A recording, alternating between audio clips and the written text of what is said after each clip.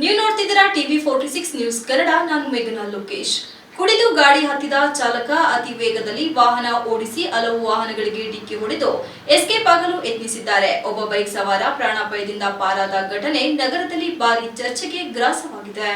ಹೆಚ್ಚಿನ ವೇಗದಲ್ಲಿ ಬಂದು ಬುಲೆರೋ ಹಾಗೂ ಬೈಕ್ಗಳಿಗೆ ಡಿಕ್ಕಿ ಹೊಡೆದ ಚಾಲಕನನ್ನು ತಡೆಯಲು ಒಬ್ಬ ಧೈರ್ಯಶಾಲಿ ಬೈಕ್ ಸವಾರ ಮುಂದೆ ನಿಂತು ಗಾಡಿ ನಿಲ್ಲಿಸಲು ಯತ್ನಿಸಿದ್ದ. ಆದರೆ ಚಾಲಕ ನಿಯಂತ್ರಣ ಕಳೆದುಕೊಂಡಂತೆ ನೇರವಾಗಿ ಅವನ ಮೇಲೆ ಗಾಡಿ ಹತ್ತಿಸಲು ಮುಂದಾದ. ಕ್ಷಣಾರ್ಧದ ತೀರ್ಮಾನ ತೆಗೆದುಕೊಂಡ ಬೈಕ್ ಸವಾರ ತನ್ನ ಬೈಕ್ ಬಿಟ್ಟು ಬದಿಗೆ ಹಾರಿ ಪ್ರಾಣ ಉಳಿಸಿಕೊಂಡರು. ಇಲ್ಲದಿದ್ದರೆ ಸ್ಥಳದಲ್ಲೇ ಗಂಭೀರ ದುರಂತ ಸಂಭವಿಸುವ ಸಾಧ್ಯತೆ ಇತ್ತು. ಈ ಭಯಾನಕ ದೃಶ್ಯ ಸಿಸಿಟಿವಿ ಕ್ಯಾಮೆರಾದಲ್ಲಿ ಸೆರೆ ಸಿಕ್ಕಿದೆ. ಅಪಾಯಕಾರಿ ಚಾಲಕ ನಗರದಲ್ಲಿ ಹಾನಿ ಮಾಡುತ್ತಾ ಎಸ್ಕೇಪ್ ಆಗಲು ಯತ್ನಿಸಿದಾಗ ಸ್ಥಳೀಯ ಯುವಕರು ಕೈಕಟ್ಟಿ ಕುಳಿತಿರದೆ ವಾಹನದ ಬೆನ್ನತ್ತಿದ್ದರು. 10 ಕಿಲೋಮೀಟರ್ ದೂರದವರೆಗೆ ಭಾರಿ ಚೇಸ್ ನಡೆಸಿ ಕೊನೆಗೂ ರಾಷ್ಟ್ರೀಯ ಹೆದ್ದಾರಿ 75ರ ಗಾಡೇನಹಳ್ಳಿ ಗೇಟ್ ಬಳಿ ಗಾಡಿಯನ್ನು ಅಡ್ಡಗಟ್ಟುವಲ್ಲಿ ಯಶಸ್ವಿಯಾದರು.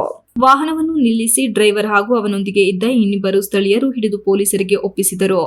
ಪ್ರಾಥಮಿಕ ತನಿಖೆಯಲ್ಲಿ ಚಾಲಕನು ಮದ್ಯಪಾನ ಮಾಡಿರುವುದು ಪತ್ತೆಯಾಗಿದೆ. ಅಶೋಕ್ ಲೇಲ್ಯಾಂಡ್ ವಾಹನದಲ್ಲಿದ್ದ ಮೂವರು ಈಗ ಪೊಲೀಸ್ ವಶದಲ್ಲಿದ್ದಾರೆ. ಹಾಸನದ ಹೃದಯ ಭಾಗದಲ್ಲೇ ಈ ರೀತಿ ಅತಿವೇಗದ ಹುಚ್ಚಾಟ ನಡೆಸಿ ಜನರ ಜೀವಕ್ಕೆ ಅಪಾಯ ತಂದಿದ್ದ ಚಾಲಕನ ವಿರುದ್ಧ ಸ್ಥಳೀಯರು ಆಕ್ರೋಶ ವ್ಯಕ್ತಪಡಿಸಿದ್ದಾರೆ.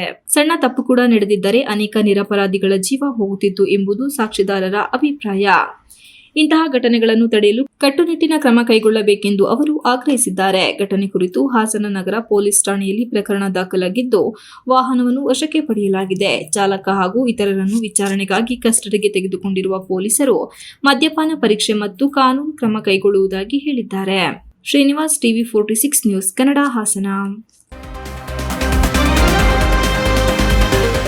You are watching TV 46 News Kannada.